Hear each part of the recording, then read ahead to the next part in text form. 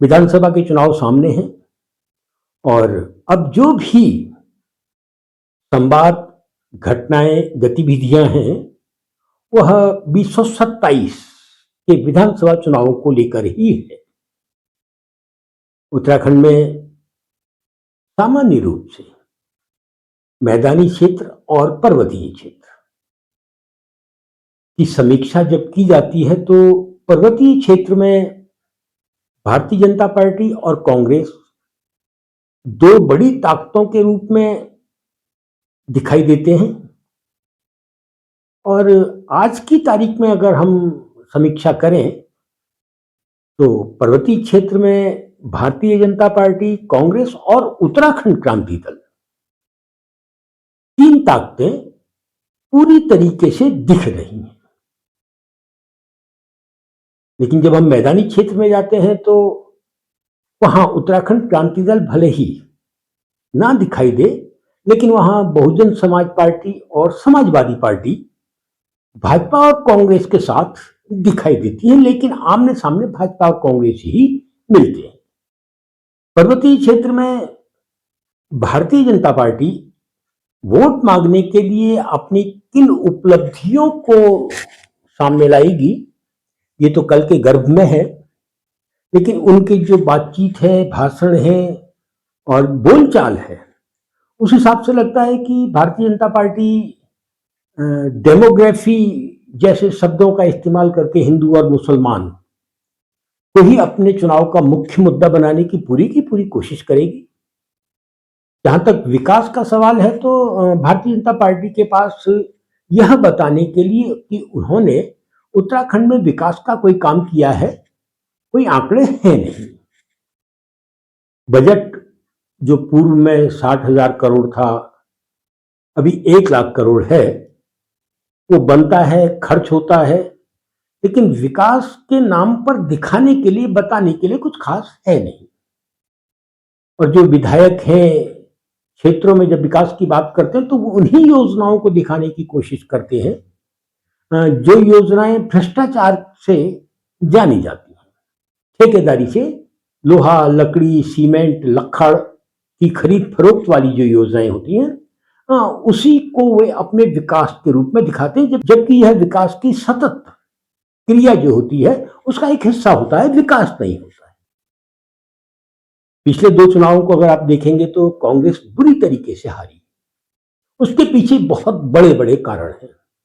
ये अलग बात है कि कांग्रेस ने उन हार के कारणों को तलाशने की कोशिश नहीं की और क्षेत्रीय स्तर पर बहुत हल्के फुल्के कारण बताकर अपनी हार को ढांपने का प्रयास ही कांग्रेस ने किया है। लेकिन कांग्रेस की हार के जो बहुत बड़े और संगीन कारण हैं, उसके लिए जिम्मेदार सिर्फ कांग्रेस है। बावजूद इसके कि एनडी तिवारी के समय में विकास की एक दिशा मिली थी, बावजूद इसके कि हरीश रावत ने भी अपने कार्यकाल में कुछ करने का कोशिश की थी, किया नहीं था, बावजूद इसके कि बहुगुणा जी भी भले ही 1.5-2 साल रहे, लेकिन जनता के बीच में हमेशा बने रहे। लेकिन कांग्रेस इधर 2 लगातार चुनाव अगर हारी है तो उसका सही मंथन कांग्रेस को करना ही चाहिए। और उस मंथन को जब कांग्रेस करेगी तो उसको लगेगा कि एनडी तिवारी के खिलाफ जिस प्रकार की शरारतें कांग्रेस के कुछ बड़े नेता उनके मुख्यमंत्री पद से हट जाने के बाद भी करते रहे, उससे एक वर्ग में कांग्रेस के खिलाफ गुस्सा बढ़ा था। और बहुगुणा जी को जिस तरीके से और जिस समय पर मुख्यमंत्री के पद से हटाया गया, तो आपदा अगर आई थी तो उसके लिए बहुगुणा जी कहीं से कहीं तक जिम्मेदार नहीं थे। और उससे पहले भी बहुगुणा जी जिस प्रकार से विकास के काम कर रहे थे उसमें कांग्रेसियत दिखाई दे रही थी। और फिर आपदा आई और आपदा के बाद जिन शब्दों, जिन बयानों के आधार पर बहुगुणा जी से सत्ता छीनी गई, तो एक बड़े वर्ग के अंदर वो गुस्सा दोबारा से बढ़ना ही बढ़ना था, जो गुस्सा एनडी तिवारी की बेइज्जती के नाम पर पैदा हुआ था।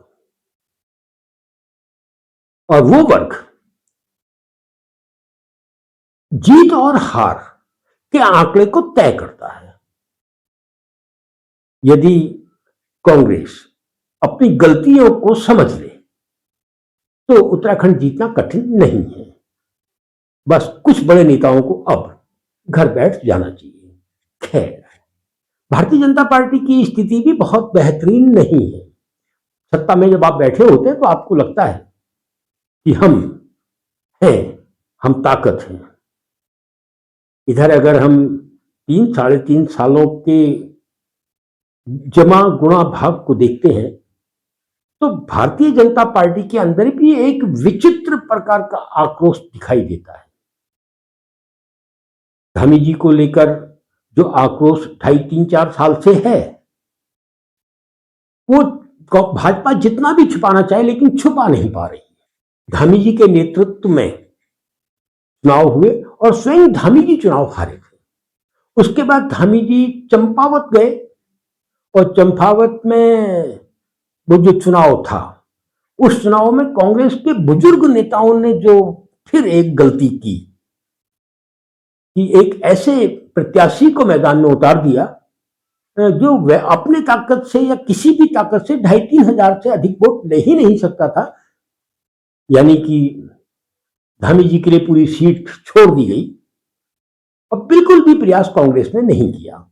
और उस सीट को जीतने के लिए धामी जी ने जो कुछ भी किया था उसको चंपावत के लोग जानते हैं, लेकिन अब उस पर ज्यादा विमर्श नहीं होना चाहिए। लेकिन धामी जी के खिलाफ भारतीय जनता पार्टी में अंदर खाने जो आक्रोश है वो दिख भी रहा है और हो सकता है कि पार्टी उसको देखना ना चाहे, लेकिन बावजूद उसके दिख रहा है। और अभी तक भारतीय जनता पार्टी ये पत्ते नहीं खोले हैं कि इस बार चुनाव किसके नेतृत्व में हो। इधर जो एक बड़ा तिलिस्म मोदी जी के नाम का था वो अब नहीं के बराबर बचा है। भाजपा कह सकती है कि लोकसभा चुनाव में बहुत बड़ा जो हमको वोट मिला था वो मोदी जी के नाम से था, लेकिन सच ये है कि कांग्रेस ने बिसात में जो प्यादे उतारे थे उनको जनता सहन नहीं कर रही थी, इसलिए उन्होंने कहा जो चल रहा उसको चलने दो। कि भारतीय जनता पार्टी की स्थिति भी बहुत ना तो संगठनात्मक रूप से अच्छी है और न ही जमीन में ऐसा कुछ भारतीय जनता पार्टी ने किया है कि वो एक तरफा चुनाव निकालने की दावेदारी करते हैं। अब जो चुनाव होगा उसमें उत्तराखंड क्रांति दल की भूमिका बहुत ज्यादा महत्वपूर्ण हो जाएगी पर्वतीय क्षेत्र में। अब हम पिछले चुनावों को जब देखते हैं तो पिछले चुनाव में भारतीय जनता पार्टी को जिताने में बहुत बड़ी भूमिका आम आदमी पार्टी ने निभाई थी और अभी आम आदमी पार्टी का नामो निशान उत्तराखंड के अंदर नहीं है। इधर करीब 1 डेढ़ साल पहले लग रहा था कि उत्तराखंड क्रांति दल यदि उठेगा, अपने आप को ताकत में लाएगा तो उसका बड़ा लाभ भाजपा को मिल सकता है।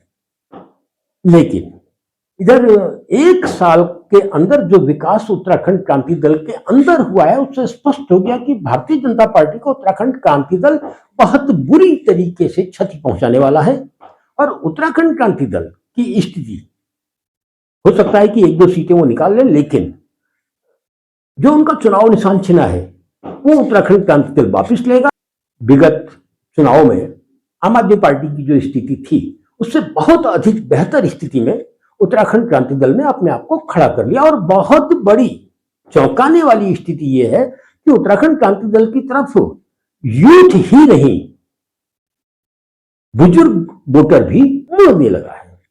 उसको भी लगने लगा है कि भाजपा और कांग्रेस ने उन मंशाओं को पूरा नहीं किया जिन मंशाओं को लेकर हम इनको वोट देते रहे। लोकसभा चुनाव से पूर्व बेरोजगार संगठन के नाम से कुछ लोग जनता के बीच आए थे और जनता ने उनको स्वीकारा था और वही बेरोजगार संगठन लोकसभा चुनाव में मैदान में उतरा और एक लोकसभा सीट पर उसने अच्छी स्थिति भी अपनी बनाई हुई थी। यही बेरोजगार संगठन अभी के समय में स्वाभिमान मोर्चे के रूप में सामने है। जिस पेपर लीक के सहारे बेरोजगार संगठन एक बड़ी ताकत के रूप में सामने आया था पूर्व में, ऐसा ही एक पेपर लीक का मुद्दा सामने आया और एक आंदोलन शुरू हुआ।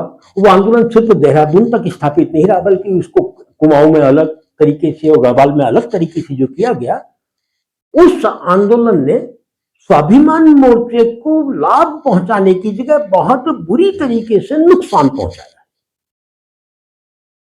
यदि देहरादून में स्वाभिमान मोर्चा आंदोलन कर रहा होता तो उतना नुकसान नहीं पहुंचता, लेकिन देहरादून में जहां आप धरना कर रहे थे वहीं कुमाऊं में आप सीधे सीधे एक ऐसे आमरण अनशन के रूप में सामने आए जिस आमरण अनशन में पहले दिन से ही बहुत सारे सवाल लगे हुए थे।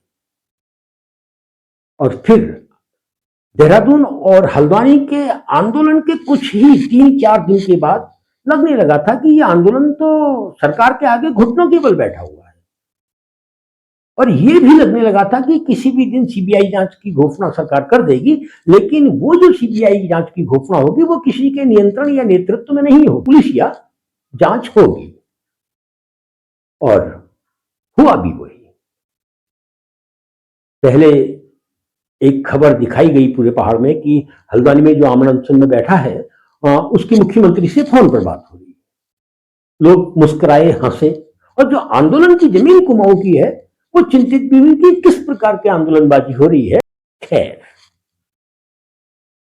मुख्यमंत्री ने घोषणा की और उसके बाद होड़ लग गई आंदोलनकारियों में मुख्यमंत्री को गुलदस्ते देने की। तो तब पूरी तरीके से साफ हो गया कि यह आंदोलन तो मुख्यमंत्री के सामने पहले दिन से ही घुटनों के बल बैठा था, और उसका परिणाम स्वाभिमान मोर्चा जो एक ताकत के रूप में उभर रहा था वो बहुत पीछे चला गया। और इस बीच में उत्तराखंड क्रांति दल में कुछ नौजवान जो सामने आए, भले ही पूरी तरीके से परिपक्व नहीं है, लेकिन वो जिस तरीके से सामने आए तो उसको लोगों ने हाथों हाथ लिया। तो आज की तारीख में जो उत्तराखंड के पर्वतीय क्षेत्र की स्थिति है उसमें उत्तराखंड क्रांति दल एक बहुत बड़ी भूमिका के रूप में सामने आएगा। वो भले ही सरकार में नहीं होगा, हो सकता है कि 1-2 विधायक उनके हों, लेकिन वो जनता उसको धीरे धीरे फिर एक बड़ी ताकत बनाने के लिए इस बार से प्रयास शुरू कर देगी। और यदि उत्तराखंड क्रांति दल एक मजबूती के साथ आगे बढ़ेगा तो निश्चित रूप से भारतीय जनता पार्टी को नुकसान पहुंचाएगा। वैसे भी एक दौर था जब जसवंत सिंह बिष्ट जब चुनाव जीते थे, उस साल को अगर आप देखेंगे तो भारतीय जनता पार्टी को तो पूरे पहाड़ में कुछ वोट ही नहीं था। खैर, 27 के चुनाव में अगर भारतीय जनता पार्टी को लगता है कि उनकी सरकार बन रही है तो अभी भ्रम में है, और यदि 27 के चुनाव में कांग्रेस को लगता है कि उसकी डगर आसान है तो वो बहुत अधिक भ्रम में है। यदि कांग्रेस नौजवानों के कंधे पर पूरा का पूरा चुनाव डाल देती है तो उसकी जो घटी हुई साख जनता में है वो कुछ जिद्दा हो सकती है। खैर, दगड़ियों, चुनाव है और उत्तराखंड में जो महत्वपूर्ण होता है वो होता है मैदानी क्षेत्र। मैदानी क्षेत्र का मतलब वो 3 जनपद जो करीब 30-35 विधायक निकाल लेते हैं। शेष 10 जनपदों में भी उतने ही विधायक आते हैं। और मैदानी क्षेत्र में समाजवादी पार्टी भी होती है, बहुजन समाजवादी पार्टी भी होती है, कांग्रेस भी होती है, भारतीय जनता पार्टी भी होती है और निर्दलीय भी होते हैं। और मैदानी क्षेत्र का जो चुनाव होता है वो भले ही प्रत्यक्ष रूप से पर्वतीय क्षेत्र के चुनाव को प्रभावित नहीं करता है, लेकिन जब देहरादून में सरकार बनती है तो वह पर्वतीय क्षेत्र को बहुत अधिक प्रभावित करता ही करता है। और शायद यही एक वजह है कि अब उत्तराखंड क्रांति दल के युवा भी इस बात को मानने लगे हैं कि जो राज्य बना था वो पृथक पर्वतीय राज्य नहीं था, बल्कि एक छोटी उत्तर प्रदेश थी, और जब तक छोटी उत्तर प्रदेश रहेगी हम पर्वतों का वह विकास नहीं कर सकते हैं जिस विकास के लिए पृथक पर्वतीय राज्य की लड़ाई को शुरू किया गया था। खैर, फिर मिलता हूं।